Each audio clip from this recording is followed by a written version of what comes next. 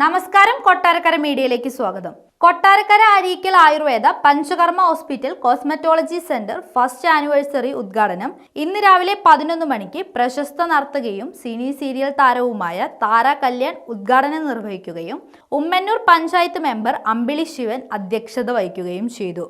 Vettikkavala block panchayat member Sini John summer sun beauty പാക്കേജിന്റെ ഉദ്ഘാടനവും കൊല്ലം ജില്ലാ വനിതാ കമ്മിറ്റിയുടെ vice chairperson doctor Jasmine J Fernandez hydra facial ഉദ്ഘാടനവും കൊല്ലം ജില്ലാ വനിതാ കമ്മിറ്റിയുടെ joint convener doctor Aswathy Krishna beauty care പാക്കേജിന്റെ ഉദ്ഘാടനവും നിർവഹിക്കുകയും ചെയ്തു.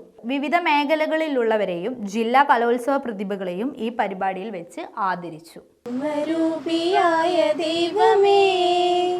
നിനക്കു വന്ദനം, നന്മരൂപിയായ ദൈവമേ നിനക്കു വന്ദനം. നിന്മനോജ്ഞ രൂപമെന്റെ മുന്നിലെന്നും കാണണം, നന്മരൂപിയായ ദൈവമേ നിനക്കു വന്ദനം. ബുദ്ധിയും വിശുദ്ധിയും സ്വഭാവശുദ്ധിയും മഹാശക്തിയും വിവേകവും തരേണമേ ദയാനിധേ. നന്മരൂപിയായ ദൈവമേ നിനക്കു വന്ദനം, നന്മരൂപിയായ ദൈവമേ നിനക്കു വന്ദനം. കഴിഞ്ഞ ഒരു വർഷമായിട്ട് വളരെ സക്സസ്ഫുൾ ആയിട്ട് പോകുന്നതാണ് നമ്മുടെ ആയുർവേദ കോസ്മെറ്റോളജി. നമ്മുടെ പ്രത്യേകത എന്താണെന്ന് വെച്ച് കഴിഞ്ഞാൽ കെമിക്കൽ ഫ്രീ ആണ്. പലതരത്തിലുള്ള ഇന്ന് പല പ്രശസ്തരായിട്ടുള്ള ആൾക്കാരും ഈ കെമിക്കലൊക്കെ ഉപയോഗിച്ചിട്ട് അതിൻ്റെ സൈഡ് എഫക്റ്റ് കൊണ്ട് കഷ്ടപ്പെടുന്ന ഒരു കാലഘട്ടത്തിലൂടെയാണ് നമ്മൾ കടന്നു പോകുന്നത്. ആ ഒരു സമയത്ത് നമുക്ക് കെമിക്കൽ ഫ്രീ ആയിട്ടുള്ള കോസ്മെറ്റോളജിയാണ് നമ്മുടെ സെൻറ്ററിൻ്റെ പ്രത്യേകത. അതേപോലെ നമ്മുടെ സെൻറ്ററിൽ വരുന്ന രോഗികളുടെ കാര്യമാണെങ്കിലും അതേപോലെ തന്നെ മിക്കവാറും ഒരാൾക്ക് ഒരു രോഗം വന്നു കഴിഞ്ഞാൽ ആദ്യം ചെയ്യുന്നത് പലപ്പോഴും എന്താണ്, ഒരു അലോപ്പതി ഡോക്ടറെ കാണാതെ മാറാതെ വരുമ്പോൾ എന്ത് ചെയ്യും? മാറാതെ വരുമ്പോൾ അതിൻ്റെ സ്പെഷ്യാലിറ്റിയെ കാണും. പിന്നെയും മാറാതെ വരുമ്പോഴോ? പിന്നെയും മാറാതെ വരുമ്പം എൻ്റെ സൂപ്പർ സ്പെഷ്യാലിറ്റി ഹോസ്പിറ്റലിൽ പോകും. സൂപ്പർ സ്പെഷ്യാലിറ്റി ഹോസ്പിറ്റലിൽ മാറാതെ വരുമ്പോഴാണ് എവിടെ വരുന്നത്? ആയുർവേദത്തിലേക്ക് വരുന്നത്. അപ്പോൾ ഞാൻ പലപ്പോഴും പറയാറുണ്ട്, ആയുർവേദം എന്ന് വെച്ച് കഴിഞ്ഞാൽ ഒരു സൂപ്പർ സ്പെഷ്യാലിറ്റിയാണ്. അപ്പോൾ മിക്കവാറും നമുക്കുണ്ടാകുന്ന ഈ രോഗങ്ങളുടെ എല്ലാം പ്രധാനപ്പെട്ട കാരണം എന്ന് വെച്ച് കഴിഞ്ഞാൽ ജീവിതശൈലി അല്ലെങ്കിൽ ആഹാരശൈലിയുടെ പ്രശ്നം തന്നെയാണ്. അവിടെയാണ് നമ്മൾ ഏറ്റവും കൂടുതൽ മാറ്റം വരുത്തിക്കൊണ്ടിരിക്കുന്നത്. 99% രോഗങ്ങൾ ഉണ്ടാകുന്നത് തന്നെയാണ്. 1% രോഗങ്ങൾ മാത്രമേ ഉള്ളൂ യഥാർത്ഥത്തിൽ ബാക്ടീരിയ കൊണ്ട്, വൈറസ് കൊണ്ട്, ഫംഗസ് കൊണ്ട്, പ്രോട്ടോസോ കൊണ്ട് വരുന്നത്. അതുപോലും നമ്മുടെ ഇമ്മ്യൂണിറ്റി കറക്റ്റ് ആണെങ്കിൽ നമ്മളെ ബാധിക്കില്ല എന്നുള്ളതാണ് യാഥാർത്ഥ്യം. അതിൻ്റെ ഏറ്റവും വലിയ ഉദാഹരണമായിരുന്നു കൊറോണ കാലഘട്ടം, അല്ലേ? കൊറോണ കാലഘട്ടത്തിൽ വീട്ടിലിരുന്ന പലരെയും കൊറോണ ബാധിച്ച്, പുറത്തുപോയ പലരെയും കൊറോണ ബാധിച്ചില്ല. എന്തുകൊണ്ട് ബാധിച്ചില്ല? അതവിടെ ഇമ്മ്യൂണിറ്റിയാണെന്ന് പറയും. ആ ഇമ്മ്യൂണിറ്റി എവിടെ നിന്നാണ് വരുന്നത്? അത് നമ്മൾ കഴിക്കുന്ന ആഹാരം, നമ്മുടെ ജീവിതശൈലി, കിച്ചണിൽ വന്ന ചില ടെക്നോളജിയുടെ മാറ്റമാണ് ഈ പറയുന്ന രോഗങ്ങളിലേക്ക് നയിക്കുന്ന പ്രധാനപ്പെട്ട കാരണം. നമ്പർ 1 വില്ലൻ ഏതാണെന്ന് ചോദിച്ചു കഴിഞ്ഞാൽ ഞാൻ പറയും റെഫ്രിജറേറ്ററാണ്. വേവിച്ച സാധനങ്ങൾ ഫ്രിഡ്ജിൻ്റെ അകത്ത് വെച്ചിട്ട് വീണ്ടും ഉപയോഗിക്കുന്നതാണ് ഈ രോഗങ്ങളിലേക്ക് നയിക്കുന്നൊരു പ്രധാനപ്പെട്ട കാരണം. വേവിച്ച ഒരു സാധനം ഫ്രിഡ്ജിൻ്റെ അകത്ത് വെച്ചിട്ട് ഉപയോഗിക്കാൻ പാടില്ല. പണ്ടത്തെ ആൾക്കാരൊക്കെ ആണെങ്കിൽ 3 നേരം അല്ലായിരുന്നോ ഫുഡ് പാചകം ചെയ്യുന്നത്? ഇന്ന് 3 ദിവസത്തിൽ ഒരിക്കലാണ്. നേരെ ഈ മോർച്ചറിക്ക് കെട്ടി വെക്കും, വീണ്ടും എടുത്ത് ചൂടാക്കി ഉപയോഗിക്കും. ഇതാണ് ഇപ്പോൾ സംഭവിച്ചത്. രോഗത്തിൻ്റെ പ്രധാനപ്പെട്ട കാരണം ഇതാണ്. വേവിച്ച ഒരു സാധനം ഫ്രിഡ്ജ് വെച്ചിട്ട് ഉപയോഗിക്കാൻ പാടില്ല. ചോറ് വീണ്ടും ചൂടാക്കി ഉപയോഗിക്കുന്നത്. യഥാർത്ഥത്തിൽ ഏത് ആഹാരവും പാചകം ചെയ്ത് 3 മണിക്കൂർ കഴിയുമ്പോൾ അതിൻ്റെ സ്മെല്ല് മാറും. അത് കേടായി. അത് പിന്നെ ഏത് രീതിയിലും ഉപയോഗിക്കരുത്. ഉച്ചയ്ക്ക് പാചകം ചെയ്ത ഭക്ഷണങ്ങളോ കറികളോ പോലും രാത്രി കഴിക്കരുത്. അപ്പം ഉണ്ടാക്കുന്ന വേണം കഴിക്കാൻ. ഇത് ഞാൻ പറയുമ്പോൾ പൊതുവേ സ്ത്രീ ജനങ്ങൾക്ക് അത്ര ഇഷ്ടപ്പെടാറില്ല. എന്നാലും പറയാതിരിക്കാൻ നിവൃത്തിയില്ല. ഇതാണ് രോഗത്തിലേക്ക് നയിക്കുന്ന ഒരു പ്രധാനപ്പെട്ട കാരണം.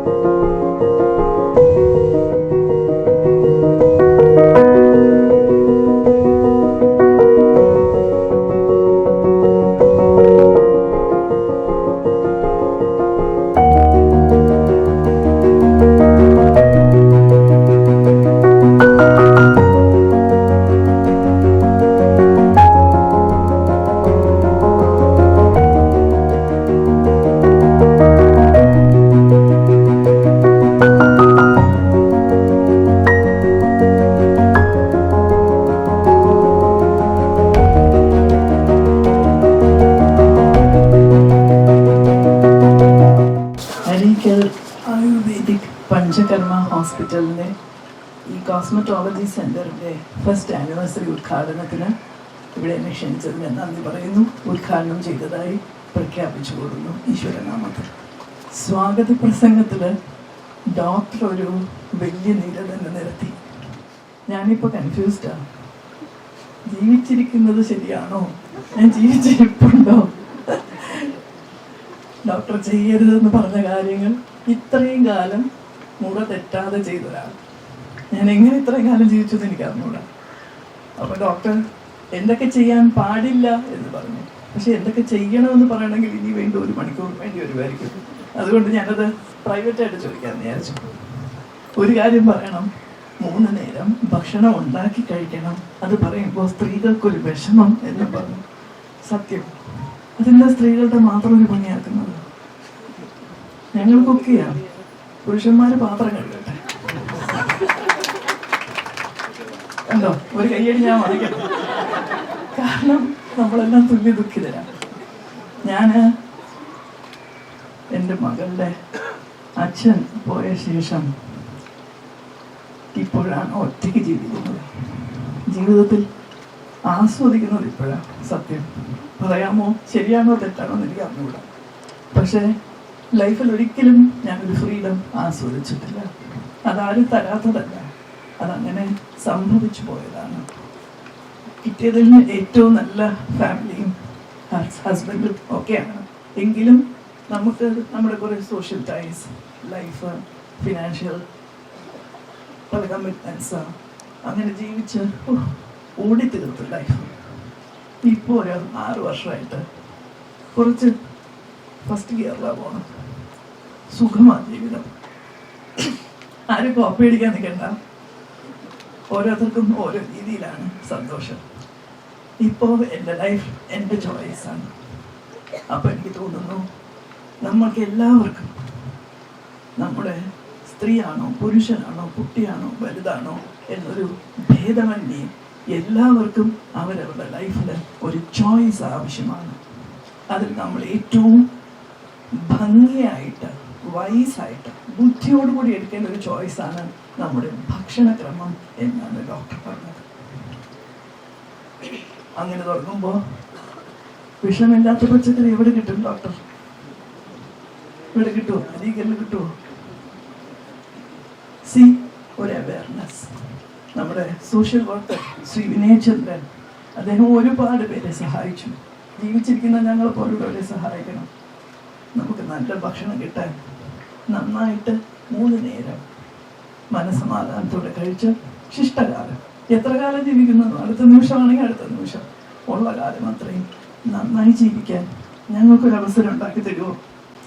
ദുഷ്ട കഥാപാത്രങ്ങൾ ചെയ്തപ്പോൾ ദുഷ്ടത്തെയായിട്ട് വെച്ചിരുന്നു. കാണുമ്പോഴേ പറയൂ മഹാഭാവി, എന്നെ ഇനി പ്രാകാൻ ബാക്കിയൊന്നുമില്ല. പത്മനാഭസ്വാമി ക്ഷേത്രത്തിൽ തൊഴാൻ പോകുമ്പോൾ തല്ല് കുട്ടിയിട്ടുണ്ട്. അമ്മമാർ വന്ന് പുറകിലൊന്ന് ഊങ്ങി അടിച്ചിട്ടുണ്ട്. ഞെളിഞ്ഞ് നിന്നിട്ടുണ്ട്. അയ്യോ, എന്തിനാ ഇങ്ങനെ തല്ലിയെന്ന്. നമ്മൾ നന്നായിട്ടൊരു കഥാപാത്രം അവതരിപ്പിച്ചതിനാണ് ഈ അടി കിട്ടിയത്. അപ്പോൾ ഞാൻ പറയുന്നത്, ഇന്ന് സോഷ്യൽ മീഡിയ ഞാൻ ആരാണെന്ന് തുറന്ന പുസ്തകം പോലെ എല്ലാവർക്കും അറിയാം. ഇന്ന് ഞാൻ വന്ന് കയറിയപ്പോൾ ഡോക്ടറിൻ്റെ വൈഫ് എന്നോട് പറഞ്ഞു, മാഡത്തിന് എനിക്കൊരു പുതിയ ആളായിട്ട് തോന്നുന്നില്ല, എനിക്ക് നല്ല പരിചയമുള്ള ഒരാളായിട്ട്. അതെനിക്ക് എത്ര സന്തോഷം ഉണ്ടാക്കിയെന്നറിയാം. നമ്മൾ ഒരാളോട് നമ്മൾ എന്താണെന്ന് പറഞ്ഞ് കൺവിൻസ് ചെയ്യാൻ ഒരു ആയുഷ്കാലം പോലെ അറിയോ. പക്ഷേ സോഷ്യൽ മീഡിയയിൽ ഒരു ബ്ലോഗ് മതി നമ്മൾ ആരാന്ന് മനസ്സിലാക്കാൻ. നമ്മൾ ഏതവസ്ഥയിലൂടെ കടന്നു പോകുന്നു എന്ന് പറയാൻ ആ ഒരൊറ്റ ബ്ലോഗ് മതിയേ. എൻ്റെ ഒരു സർജറിയും അതിലൂടെ ഞാൻ അനുഭവിച്ച ഒരു കാലഘട്ടം ഞാൻ പറയാതെ എത്ര പേരറിഞ്ഞു, എത്ര പേർക്ക് അത് ഉപകാരപ്രദമായി എന്നറിയോ. അപ്പോൾ എൻ്റെ ഒരു ഹംബിൾ റിക്വസ്റ്റാണ്, അരീക്കൽ ഹോസ്പിറ്റൽ ഒരു സോഷ്യൽ മീഡിയയിൽ നിങ്ങളൊരു ബ്ലോഗ് തുടങ്ങണം. ഞങ്ങളെപ്പോലുള്ളവർക്ക് എന്തൊക്കെ കഴിക്കാം, ഇന്ന പ്രായത്തിൽ ഇന്നതൊക്കെ കഴിക്കാം, ഇന്ന സമയത്ത് കഴിക്കാം, ഇന്നത് നിങ്ങൾക്ക് ദഹിക്കും, ഇതരുത് എന്ന് പറയാൻ I think you should start A being. ഇന്ന് ഇഷ്ടം പോലെ മീഡിയ പേഴ്സൺസ് എത്ര പേരുണ്ട്, അവരെല്ലാവരും വരും. ഞങ്ങളെപ്പോലുള്ളവർക്ക് അതൊരു വലിയ ഹെൽപ്ഫുൾ ആവും. അപ്പോൾ ഡോക്ടർ പറഞ്ഞ ഒരു കാര്യം മനസ്സിലായി, നമ്മളിന്ന് ചെയ്യുന്നതെല്ലാം തെറ്റാണ്. അപ്പോൾ ശരി എന്താണ് എന്ന് ഞങ്ങൾക്ക് അതുകൂടി പഠിപ്പിച്ചു തരണം. അതിനൊരു സംവിധാനം ശ്രീ വിനയചന്ദ്രനെ പോലുള്ളവർ ഒരുക്കി തരികയാണ്. അത് നമ്മൾ 100% ഉപയോഗിക്കും എന്ന് മാത്രമേ എനിക്കിപ്പോൾ നിങ്ങളെല്ലാവരുടെ പേരിൽ പറയാൻ സാധിക്കുകയുള്ളൂ. അപ്പോൾ ഒരിക്കൽ കുറച്ച് വർഷങ്ങൾക്ക് മുൻപ് ഒരു ഓണാഘോഷത്തിന് വനിതാ ജയിലിൽ പോയി. ഭയങ്കര ഹൃദയഭേദകമായിരുന്നു അത്. ഒരുപാട് അമ്മമാര്, ഒരുപാട് സ്ത്രീകൾ, ഒരുപാട് പെൺകുട്ടികൾ അവിടെ ഇൻമേറ്റ്സ്, പ്രിസൺ ഇൻമേറ്റ്സ്. അപ്പൊ അവർക്ക് ഓണത്തിന് ഒരു സന്തോഷം കിട്ടാനായിട്ടാണ് പോയത്. അപ്പം എന്നെ വിളിച്ചപ്പോൾ ഞാൻ വിചാരിച്ചു, എന്നെ എന്തിനാ ഈ ജയിലിൽ ഗസ്റ്റായിട്ട് വിളിച്ചത്? ഓക്കെ, നമ്മുടെ കലാകാരന്മാർക്ക് ഇന്ന സ്ഥലമൊന്നുമില്ല. യുദ്ധം നടക്കുന്ന അവിടെയും വിളിക്കും, ഹോസ്പിറ്റലിലും വിളിക്കും, മെന്റൽ ഹോസ്പിറ്റലിലും വിളിക്കും, പ്രിസണിലും വിളിക്കും. നമ്മളെല്ലാവിടേക്കും പോയി അവർക്ക് അല്പം സന്തോഷം കൊടുക്കുക, മനസ്സിൽ സന്തോഷം കൊടുക്കുക. പക്ഷെ അവിടെ വന്ന് എല്ലാവരും സംസാരിച്ചത്, ഞങ്ങൾ ആ ഫെസിലിറ്റീസ് കൊടുത്തു, ഇവിടെ ഇങ്ങനെ ചെയ്തു, ഇവർക്ക് ഇങ്ങനെ പല രീതിയിലുള്ള വികസനത്തിനെ കുറിച്ചാണ് പറഞ്ഞത്. പക്ഷെ എനിക്ക് പറയാൻ തോന്നിയത്, ഒരു സ്ത്രീക്കും അങ്ങനെ ഒരു ഹീനകൃത്യം ചെയ്യാൻ കഴിയുമെന്ന് ഒരു സ്ത്രീയായി എനിക്ക് തോന്നുന്നില്ല. അവൾ അങ്ങനെ ചെയ്തിട്ടുണ്ടെങ്കിൽ അവളുടെ ഒരു മാനസികാവസ്ഥയാണ് ഞാൻ ആലോചിച്ചത്. അതുപോലെ ആശുപത്രിയിൽ വന്നിട്ട് വികസനമൊക്കെ നല്ലതാണ്, പക്ഷേ ഒരുപാട് കഷ്ടപ്പെടുന്ന രോഗികൾ ഉണ്ടാവാതിരിക്കട്ടെ എന്ന് ഞാൻ അർത്ഥമായിട്ട് പ്രാർത്ഥിക്കുകയാണ്. കുറച്ചു കാലമെങ്കിലും എൻ്റെ അമ്മ സുഖമില്ലാതെ കിടന്നപ്പോൾ എനിക്കത് കാണാൻ സാധിച്ചില്ല. അന്നാണ് ഈ ഹോസ്പിറ്റൽ ഡോക്ടേഴ്സും നഴ്സസും സ്റ്റാഫും ആംബുലൻസും, അതൊരു എന്താ പറയുക, നമ്മൾ അഭിനയിച്ചതുപോലെയോ പഠിച്ചതുപോലെയോ കേട്ടതുപോലെയോ അല്ല അനുഭവിക്കുന്നത്. ആർക്കും ഒരസുഖം വരാതെ ഇരിക്കാൻ ഒരു മന്ത്രമാണ് ഡോക്ടർ എന്ന് പറഞ്ഞത്. നമ്മുടെ ഭക്ഷണത്തെ നമുക്ക് ശ്രദ്ധിച്ചു കഴിക്കാം, അത് നമുക്ക് വിഷമാവാതെ, നമുക്ക് ജീവിതത്തിൽ വിഷമമുണ്ടാക്കാതെ നല്ല രീതിയിലാവാൻ സർവേശ്വരൻ നമ്മളെല്ലാവരെയും സഹായിക്കട്ടെ. നമ്മളുടെ മുഖത്ത് ഈ ചിരിയും സന്തോഷവും നമ്മുടെ ആരോഗ്യമാണ് നമ്മുടെ എല്ലാം സമ്പത്ത്.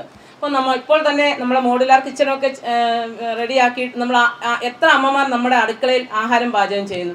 എല്ലാവരും ഫാസ്റ്റ് ഫുഡും ആശ്രയിച്ചിരിക്കുന്ന ഒരു സാഹചര്യമാണ്.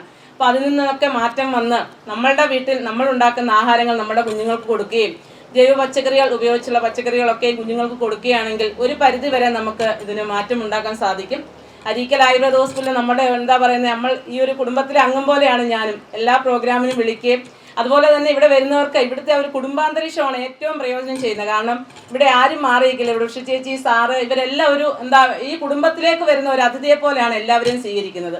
അപ്പോൾ അതാണ് ഏറ്റവും ഈ അരീക്കൽ ആയുർവേദ ഹോസ്പിറ്റലിൻ്റെ ഏറ്റവും വലിയ വിജയം എന്ന് പറഞ്ഞാൽ അതുപോലെ തന്നെ നമ്മുടെ സമൂഹത്ത് അല്ലെങ്കിൽ നടക്കുന്ന എല്ലാ ചാരിറ്റികൾ പ്രവർത്തനങ്ങൾക്കും അരീക്കൽ ആയുർവേദ ഹോസ്പിറ്റലിൻ്റെ ഒരു പങ്കുണ്ട്. ഒരുപാട് സ്നേഹവും സന്തോഷവും ഉണ്ട്. അതുകൊണ്ട് എല്ലാവിധ ആശംസ അറിയിച്ചുകൊണ്ട് നിർത്തുന്നു. നന്ദി, നമസ്കാരം. ഡോക്ടർ സൂചിപ്പിച്ചതുപോലെ തന്നെ പുതിയ തലമുറ ആരോഗ്യമില്ലാത്ത ഒരു തലമുറയായി മാറിക്കൊണ്ടിരിക്കുകയാണ്. അപ്പോൾ നമുക്ക് അതിൽ നിന്നെല്ലാം നമുക്ക് മാറ്റം വരുത്താം. നമ്മൾ ഇവിടെ നമ്മുടെ മാഡം സൂചിപ്പിച്ചതുപോലെ തന്നെ നമ്മൾ എങ്ങനെ വിഷമില്ലാത്ത പച്ചക്കറി എങ്ങനെ നമുക്കത് എവിടുന്ന് കിട്ടുമെന്ന് ചോദിക്കുന്നത്, നമുക്ക് നമ്മുടെ ഒരു വീട്ടിൽ എടുക്കുന്ന പച്ചക്കറി നമുക്ക് തന്നെ പച്ചക്കറികൾ വെച്ച് അതിൽ നിന്ന് ഉള്ള വിത്തുകളും ഒക്കെ എടുത്ത് നമുക്ക് അത് പാചകം ചെയ്യാനായിട്ട് കഴിഞ്ഞാൽ നമുക്ക് കുറേ മാറ്റം വരുത്താം. നമുക്ക് വിഷമുള്ള പച്ചക്കറി പുറത്തുനിന്ന് വാങ്ങണ്ട. അപ്പൊ നമുക്ക് ഒരു വീട്ടിലേക്ക് വേണ്ടുന്ന പച്ചക്കറി ആ ഒരു വീട്ടിൽ തന്നെ നട്ട് വളർത്തുകയാണെങ്കിൽ കുറേ നമുക്ക് അതിൽ നിന്ന് മാറ്റം വരുത്താനായിട്ട് കഴിയും. അതുപോലെ തന്നെ ഇവിടെ കോസ്മെറ്റോളജിയുടെ കാര്യം പറയുമ്പോൾ ഇവിടെ ഡോക്ടർ സൂചിപ്പിച്ചതുപോലെ തന്നെ ഞാനൊരു പേഷ്യൻ്റാണ്. എനിക്ക് തലമുടി കൊഴിച്ചിൽ ഉണ്ടായിരുന്നു, വട്ടത്തിൽ തലമുടി കൊഴിച്ചിൽ ഉണ്ടായിരുന്നു. അപ്പോൾ ഞാൻ 1-2 അടുത്തൊക്കെ കാണിച്ച് സ്കിന്നിൻ്റെ ഡോക്ടറെ ഒക്കെ കാണിച്ചിട്ടൊന്നും എനിക്കൊരു മാറ്റവും വന്നില്ല. അപ്പോൾ ഈ ഒരു അവസരത്തിൽ അതുകൂടി ഞാൻ പറയുകയാണ്. അങ്ങനെ ഞാൻ ഇവിടെ വന്ന് നമ്മുടെ കോസ്മെറ്റോളജി നമ്മുടെ രാഗി ഡോക്ടറാണ് എന്നെ നോക്കിക്കൊണ്ടിരിക്കുന്നത്. അന്ന് മുതൽ ഇന്ന് വരെയും പറയാൻ പറ്റത്തില്ല. കാരണം അത്രമാത്രം നല്ലൊരു കെയറിങ്ങും നമുക്ക് എന്ത് വേണമെങ്കിലും തുറന്ന് സംസാരിക്കാനും നമുക്ക് നമ്മുടെ വീട്ടിലെ പോലെ തന്നെ ഇവിടെ നമ്മുടെ മെമ്പർ സൂചിപ്പിച്ചതുപോലെ തന്നെ ഇവിടുത്തെ അച്ഛനായാലും അമ്മയായാലും ഡോക്ടറായാലും വൈഫായാലും നമ്മുടെ ഒരു വീട്ടിൽ നമ്മൾ എങ്ങനെയാണോ ചെല്ലുന്നത് അതേപോലെയാണ് ഇവിടെ വരുന്ന എല്ലാ രോഗികളെയും അവർ കാണുന്നത്. അപ്പം നമുക്കറിയാം, ഒരു രോഗം വന്നാൽ നമുക്ക് മാനസികമായി ശരീരത്തിന്റെ രോഗത്തോടൊപ്പം മനസ്സിന് ഒരു സന്തോഷം കിട്ടിയെങ്കിൽ മാത്രമേ ആ രോഗത്തിനൊരു സൗഖ്യം നമുക്ക് കാണാൻ കഴിയത്തുള്ളൂ. ആയുർവേദത്തിൽ എന്താ പറയുക, ഒരു വലിയൊരു ഫാക്ടർ തന്നെയാണ് ഈ സൗന്ദര്യ സംരക്ഷണത്തിനായിട്ട് ഇമ്പോർട്ടൻസ് കൊടുക്കുന്നുണ്ട്. നമ്മളുടെ ദിനചര്യ ആണെങ്കിലും ഋതുചര്യയിലാണെങ്കിലും എല്ലാം ഇതിനു വേണ്ടി പ്രത്യേകം പറയുന്നുണ്ട്. ഇപ്പം നേരത്തെ മാഡം പറഞ്ഞ പോലെ ഈ സൗന്ദര്യം, ഇപ്പോൾ ഒരു കുരു വന്നാൽ പോലും നമ്മൾ അസ്വസ്ഥമാവുന്ന ഒരു കാഴ്ചയാണ് ഇപ്പം നമ്മൾ കാണുന്നത്. നമ്മൾ പേഷ്യൻസ് ഒക്കെ വരുമ്പോൾ അയ്യോ ഡോക്ടറെ മുഖത്ത് ഒരു കുരു വന്നു. കുട്ടികൾ ഇപ്പോൾ സ്കൂളിൽ പഠിക്കുന്ന കുട്ടികളൊക്കെ ആണെങ്കിൽ തന്നെ ഒരു കുരു വന്നു കഴിഞ്ഞാൽ തന്നെ അസ്വസ്ഥമാണ്. അപ്പം നേരത്തെ മെമ്പർ പറഞ്ഞ പോലെ മാനസികമായി നമുക്കൊരു ബുദ്ധിമുട്ടാണ് വരുന്നത്. അപ്പം നമ്മൾ ശരിക്കും ഒരു ആയുർവേദ കോസ്മെറ്റോളജിസ്റ്റിൻ്റെ പ്രത്യേകത, അവരൊരു കൗൺസിലർ കൂടിയാണ്. നമ്മൾ കേൾക്കാൻ തയ്യാറാവുമ്പോൾ മാത്രമേ അവർക്കൊരു പകുതി ആശ്വാസം കിട്ടത്തുള്ളൂ. ഈ മാനസിക പ്രശ്നം, ഒരു കുരു വന്നോ അല്ലെ മുടി വട്ടത്തിൽ കൊഴിയുന്നു അല്ലെ മുടി കൊഴിച്ചിൽ കൂടുന്നു, ഇത് എന്താണ് റീസൺ എന്ന് മനസ്സിലാക്കി ഇപ്പം വെറുതെ ഒരു എണ്ണ തേക്കുകയോ അല്ലെങ്കിൽ വെറുതെ ഒരു ക്രീം മുഖത്തിടുകയോ ചെയ്താൽ നമുക്കിത് മാറത്തില്ല. ഇതിൻ്റെ റീസൺ സ്മിത്ത് ഡോക്ടർ പറഞ്ഞ പോലെ ഈ സൗന്ദര്യ പ്രശ്നങ്ങളുടെ മെയിൻ റീസൺ നമ്മുടെ ആഹാര വിഹാരങ്ങൾ തന്നെയാണ്. നമ്മളുടെ വയറ് ശരിയാക്കുമ്പോൾ നമ്മുടെ ഒരു ഇത് എന്താ വെറുതെ ഒരു പുറമെ ഒരു ക്രീം കൊടുക്കുകയോ ഒന്നുമല്ല നമ്മളുടെ ചികിത്സാ രീതിയിൽ വരുന്നത്. ഈ കോസ്മെറ്റോളജി ചികിത്സാ രീതിയിൽ നമ്മൾ അവരുടെ ഹിസ്റ്ററി എടുക്കുമ്പം മിക്കവാറും ഒരു 90% ആൾക്കാരുടേതും സ്മിത്ത് ഡോക്ടർ പറഞ്ഞ പോലെ വയറ് തന്നെ ആയിരിക്കും പ്രശ്നം. ആ വയറൊന്ന് കറക്റ്റ് ചെയ്യാനുള്ള മരുന്ന് മാത്രം നമ്മൾ കൊടുക്കുമ്പോൾ തന്നെ അവരുടെ ഈ സൗന്ദര്യ പ്രശ്നം, ഇപ്പം മുടി കൊഴിച്ചിലാവട്ടെ അല്ലെ മുഖത്തെ കുരു ആവട്ടെ, മുഖത്തെ കരിവാളിപ്പാവട്ടെ, ഇപ്പോൾ ഒരു ഏജ് കഴിഞ്ഞ് കഴിയുമ്പോഴത്തേക്ക് കരിമംഗല്യം പോലുള്ളതൊക്കെ വരാറുണ്ട്. പക്ഷെ അതിനും നമ്മൾ അവരുടെ വയറ്, അതായത് അവരുടെ ദഹന രീതി, ആഹാര രീതി എല്ലാം കറക്റ്റാക്കി കഴിയുമ്പോൾ തന്നെ അത് മാറുന്നുണ്ട്. അരീക്കൽ ആയുർവേദ ഹോസ്പിറ്റലിൽ കോസ്മെറ്റോളജി വിങ് സ്റ്റാർട്ട് ചെയ്ത സമയം തൊട്ട് അതിൻ്റെ ആ ഒരു തുടക്കത്തിലേക്ക് ഒരു ചെറിയൊരു ഭാഗമാക്കാവാൻ ഞങ്ങൾ AMAക്ക് കഴിഞ്ഞിട്ടുണ്ട്. കാരണം ഈ കൊറോണയുടെ ആ ഒരു സമയത്താണ് കൂടുതലായും ആയുർവേദ കോസ്മെറ്റോളജി എന്നൊരു വിങ് അല്ലെങ്കിൽ ആ ഒരു മേഖല കൂടുതൽ പ്രചാരം ലഭിക്കുകയും അതിന്റെ ഭാഗമായിട്ട് ഒരുപാടെന്ന് പറഞ്ഞാൽ നമുക്ക് വിരലിലെണ്ണാവുന്നതിൽ കൂടുതൽ കോസ്മെറ്റോളജി കോഴ്സുകൾ ഓൺലൈനായിട്ട് വന്നിരുന്ന ഒരു സമയമായിരുന്നു കോവിഡ് സമയം. പക്ഷെ അതിന്റെ എല്ലാം ഒരു ന്യൂനത നമ്മൾ ചിന്തിച്ചിരുന്നപ്പോൾ ഓൺലൈനായിട്ട് ഈ ക്ലാസ്സുകൾ കേൾക്കുന്ന ഡോക്ടർമാർക്ക് അതിന്റെ പ്രായോഗികത അല്ലെങ്കിൽ പ്രാക്ടിക്കലി അത് എങ്ങനെ അപ്ലൈ ചെയ്യണം എന്നുള്ള ഒരു ബുദ്ധിമുട്ട് ഉണ്ടായിരുന്നു. അതിനെയെല്ലാം നീക്കം ചെയ്യാനും അതിനെ കൂടുതൽ പ്രയോജനപ്പെടുത്താനും വേണ്ടിയിട്ടാണ് Ayurveda medical association of India Kollam ജില്ലാ വനിതാ കമ്മിറ്റിയുടെ ആഭിമുഖ്യത്തിൽ കൊല്ലം ജില്ലയിൽ ആദ്യമായിട്ട് ആയുർവേദ കോസ്മെറ്റോളജി വർക്ക്ഷോപ്പ് നമ്മൾ രൂപകൽപ്പന ചെയ്യുന്നത്. അതിൽ സജീവമായി പങ്കെടുത്ത ഒരാളാണ് ഡോക്ടർ രാഹി. ഇന്ന് വളരെ അഭിമാന പുരസ്കാരം പറയട്ടെ, അന്ന് ആ ഒരു ബാച്ചിൽ ഇത് കഴിഞ്ഞിറങ്ങി പലരും ഈ ഒരു മേഖലയെ കൈകടത്താതിരിക്കുമ്പോഴും ഇതിന്റെ എല്ലാ പ്രയോജനങ്ങളും മനസ്സിലാക്കി അതിന്റെ എല്ലാ ഇതിനകത്ത് ഫർദർ ആയിട്ട് എന്തെല്ലാം പഠിക്കാൻ പറ്റും, അടുത്ത കോഴ്സിന് എന്താ ചെയ്യാൻ പറ്റുകയെന്ന് വെച്ചിട്ട് അതിന്റെ PG ഡിപ്ലോമ കോഴ്സിന് പോയി എല്ലാ ആയുർവേദ സ്പെഷ്യാലിറ്റി, അതായത് കോസ്മെറ്റോളജി മേഖലയിലെ എല്ലാ മേഖലകളിലും കൈകടത്തിയ ഒരാളാണ് ഡോക്ടർ രാഹി. ഡോക്ടർ രാഹിയുടെ ഈ ഒരു വർഷം കൊണ്ടുള്ള ആ ഒരു പ്രയത്നം എവിടെ എത്തി നിൽക്കുന്നു എന്ന് ഇന്ന് ഇവിടെ വരുമ്പോൾ നമുക്ക് മനസ്സിലാവുന്നുണ്ട്. ഇടയ്ക്ക് തന്നെ ഡോക്ടറുടെ pre and post treatment results ഒക്കെ നമുക്ക് സോഷ്യൽ മീഡിയയിലും വാട്സാപ്പിലും ഒക്കെ റിസൾട്ട്സ് ഇട്ട് നമ്മൾ കാണുന്നുണ്ട്. അത്രത്തോളം പേഷ്യൻസിന് ഈ ഒരു മേഖല കൊണ്ട് പ്രയോജനം വന്നു എന്നറിഞ്ഞതിൽ വളരെയധികം സന്തോഷം.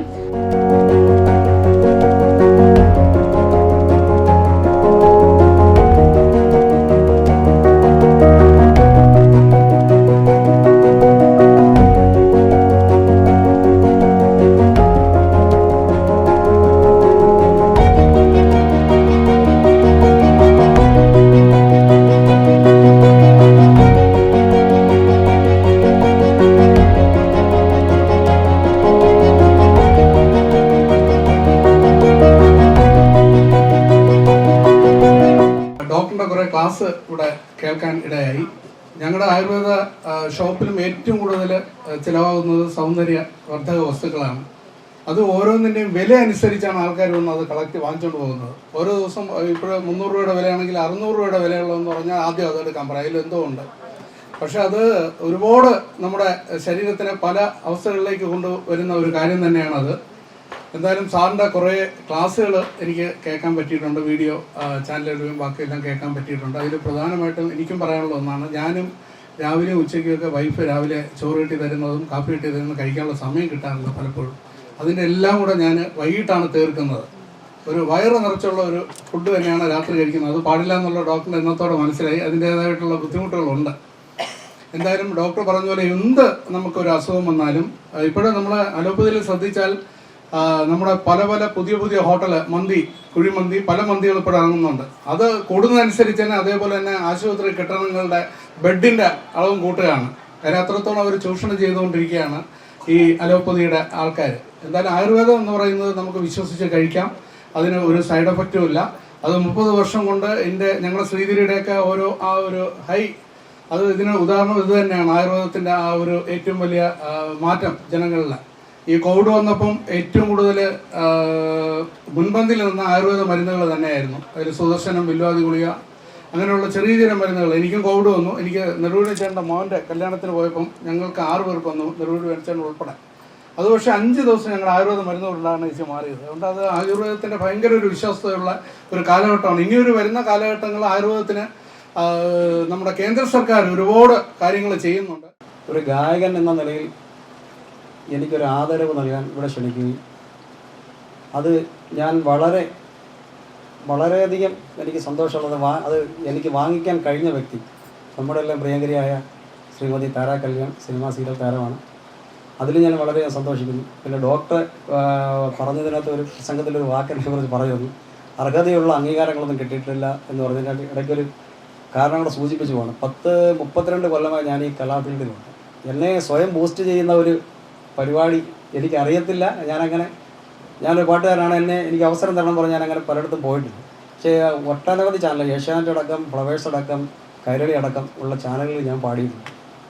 ആകാശവാണി അടക്കം. സജുവിനൊക്കെ അറിയാം. സജുവൊക്കെ എന്നെ ഒരുപാട് സഹായിക്കുന്നത് ഈ സോഷ്യൽ മീഡിയ ഒക്കെ വന്നതിന് ശേഷം.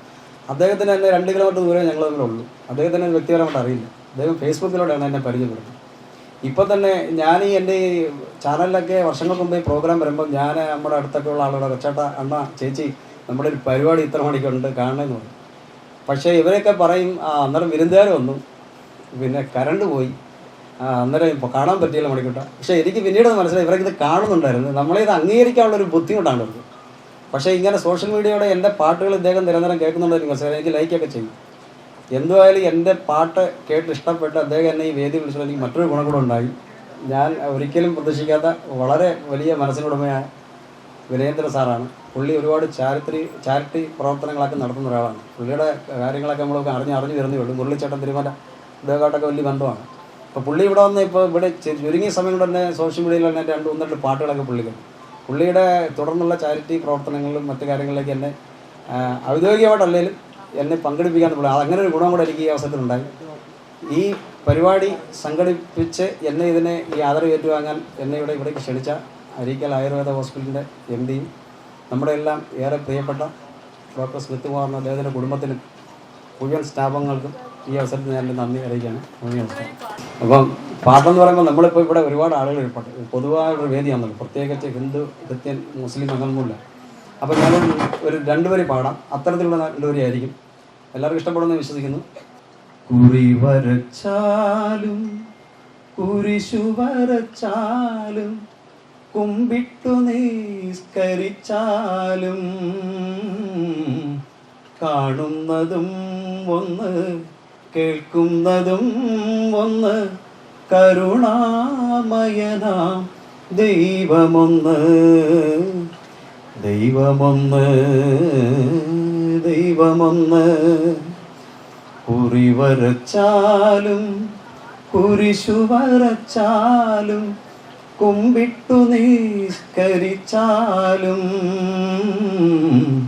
കാണുന്നതും ഒന്ന് കേൾക്കുന്നതും ഒന്ന് കരുണാമയനാം ദൈവമൊന്ന് ദൈവമൊന്ന് ദൈവമൊന്ന്.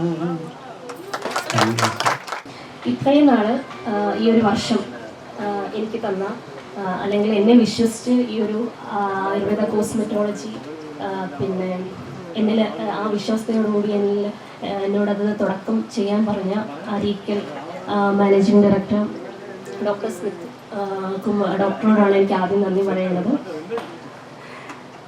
അതുപോലെ തന്നെ എന്നെ കണ്ട് അല്ലെങ്കിൽ എൻ്റെ അടുത്ത് വന്ന് പിന്നെ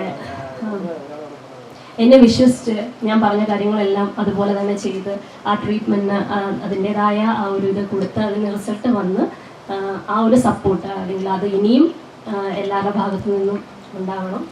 യാദൃച്ഛികമായിട്ടാണ് ഇങ്ങനെ ഒരു യോഗം സംഘടിപ്പിച്ചത്. അതായത് അരീക്കൽ ആയുർവേദ ഹോസ്പിറ്റലിനോട് അനുബന്ധിച്ച് നടക്കുന്ന ഈ കോസ്മെറ്റോളജി വിങ്ങിൻ്റെ 1ാം വാർഷികം എന്ന നിലയിലാണ് ഇന്ന് ഈ ചടങ്ങ് നടത്തിയിരിക്കുന്നത്.